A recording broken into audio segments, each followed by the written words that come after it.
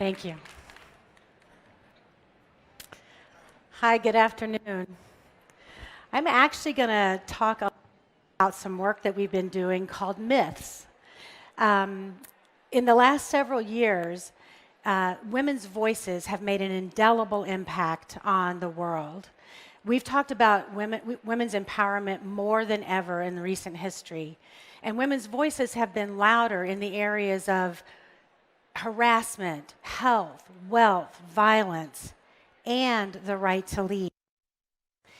This has led many people to believe that we've made great progress in the area of gender equality. But in the workplace, we have gone backwards in some really critical areas. For example, today there are fewer women in Fortune 500 CEO positions than there were just a year ago. And today in the workplace, men's income continues to rise at a faster rate than that of women. So ask yourself, why is it that when women represent 50% of the world's population, when women earn more advanced degrees than men in over 100 countries around the world, why is it that women are massively underrepresented at the senior levels of corporations? Well, the answer in part is us. All of us, men and women, who have bought into a false narrative about women, a biased set of assumptions that hold women back.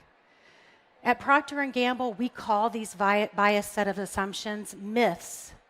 And these myths have been used as a justification for lack of progress for women's advancement in the workplace. There are 5 myths that we talk about at Procter & Gamble. There's the leadership myth that is built off the premise that women lack confidence, women fear failure, women are less ambitious than their male counterparts. There's a pipeline myth that says there simply aren't enough qualified women in the workplace to take on senior level roles. There's a myth that says that women in STEM are not quite wired to succeed as much as men can. And there's a myth that says that home and family is the responsibility of women. And finally, the myth that says that sexual harassment is a woman's issue. At the root of these myths is the notion that it is women's behavior and style that is what is holding them back. In other words, there's nothing wrong with the workplace. We just need to fix the women. I want to talk about the leadership myth in particular. There was a study done several years ago by Hewlett-Packard that has been used to credential the leadership myth, even though it wasn't what Hewlett-Packard set out to study. What they did was look at the application patterns of men and women over several years. And what they found was that men would apply for a job when he had about 60% of the qualifications for the job. So a man would look at the application and say, I'm over halfway there, put me in. I'll figure the rest of it out.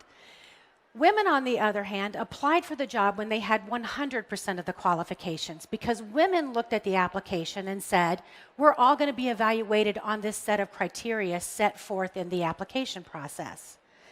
Now, as a result of the Hewlett-Packard study and several others, we have literally codified the women's behavior as lacking confidence, as fearing failure, as being less ambitious than men.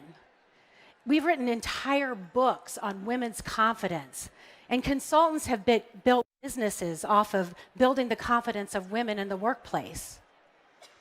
Do you know what we call the men's behavior as a result of these studies? Nothing. We didn't even talk about it. I have yet to find the book that was written about the overestimation of male potential. Now, I'm not suggesting that we start labeling men's behavior as egregiously as we have labeled women's behavior.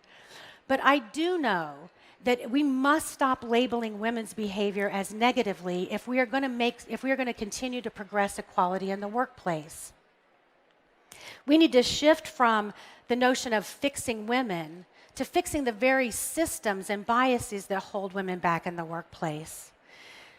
We need to ask ourselves questions like, what happens between how we hire and recruit women at junior levels and how we select and advance women at senior levels? We need to ask ourselves, are we putting women in the biggest, most critical roles and allowing them the opportunity to develop the leadership skills required to succeed at the highest levels of corporations? And we must ask ourselves if we are defaulting to the individuals who are most visible and who fit a very narrow definition of leadership that we all recognize. I believe that we can make progress, even at the C-suite, but we must develop women with the same intentionality that we develop men in the workplace. If the past few years have taught us anything, it's that in order to achieve gender equality, it requires all of us. And it requires that we address the systems and the behaviors that hold women back in the workplace. The current narrative about women is wrong. The myths are just that, they are myths. Women are not broken. We do not need to be fixed. I'd like to invite you all to join us at the P&G booth where we are having lively discussions and we've got a myths exhibit to have more further conversations with you. So thank you very much. Thank you so much, Deanna. Thank you. And I love what you ended by. Women are not broken. We don't need to be fixed. The systems are broken. They need to be fixed. They need to be fixed. Yes. Yes. So going forward, how will you use your power for good? I am committed to changing the narrative about women. I think it is one of the most damaging things happening to women in the workplace, that we perpetuate these myths and that we use them as reasons not to progress women in the workplace. They get into our psyches, all of us. And when you hold that as a belief system, you're always hesitant to progress women in the world. You represent a multinational company. Yes. You're huge. So that means you are represented in how many countries approximately? 170 countries around the world. 170 countries. So the policies and actions that you, and the initiatives that you were sharing with us, do you take them with you to every corner of the world where Procter & Gamble is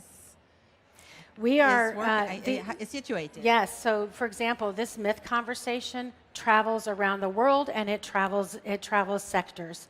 It is not just about women in the workplace. We find it in women in politics. We find it in women in not-for-profits. We find it in every corner of the world, that these notions about how we hold bias against women permeate around the world. So yes, this is something that is a global initiative for us. And here at Women Deliver, you are sponsoring this power stage, which we thank you. Thank you very much. Yeah, it's thanks much our pleasure. Thank you so much. Thank you.